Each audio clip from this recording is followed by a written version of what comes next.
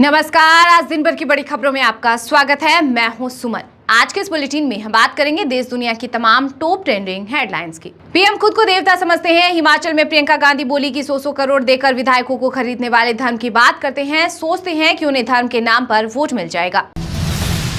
मुझे मौत का सौदागर, गंदी नाली का कीड़ा कहा गया। मैं 24 सालों से ऐसे दुर्व्यवहार सहने के बाद गाली प्रूफ बन गया हूं। ताजा इंटरव्यू में विपक्ष पर भड़के पीएम मोदी। संसद में हमारे एक साथी ने हिसाब लगाया था, 101 गालियां गिनाई गई थी। तो चाहे चुनाव हो या ना हो, ये लोग मानते हैं कि गालियां देने का हक उनका ही है और वे इतने हताश निराश हो गए हैं कि गालियां देना, अब शब्द बोलना उनका स्वभाव बन गया है।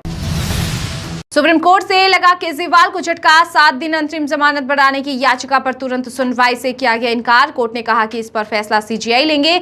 इतना ही नहीं, बेंच ने देर से आवेदन दाखिल करने पर भी उठाया सवाल। वो खुद कमाकर नहीं खा सकते, मां के ऊपर बोझ हैं। राहुल गांधी पर भड़के असम सीएम हेमंत बिस्वा शर्मा। कहा कि वह देशद्रोह का काम कर रहे हैं। मैं उन्हें चेतावनी देता हूं कि वो सेना के बारे में कुछ गलत नहीं बोले।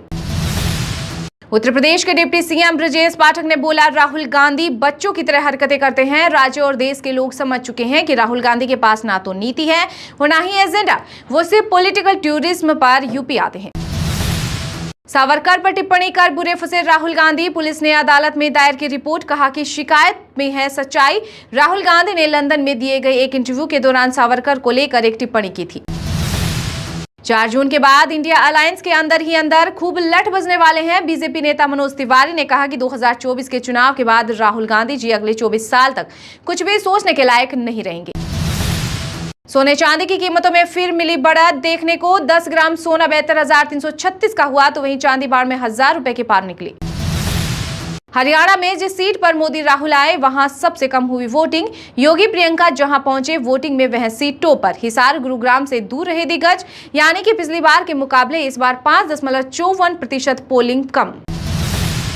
दिल्ली एयरपोर्ट पर वाराणसी जाने वाले इंडिगो की फ्लाइट में बम लिखा टिश्यू पेपर मिला। फ्लाइट में 176 पैसेंजर थे। सर्चिंग में कुछ नहीं मिला। इमरजेंसी गेट से विंग पर चलकर बाहर निकाले गए थे यात्री।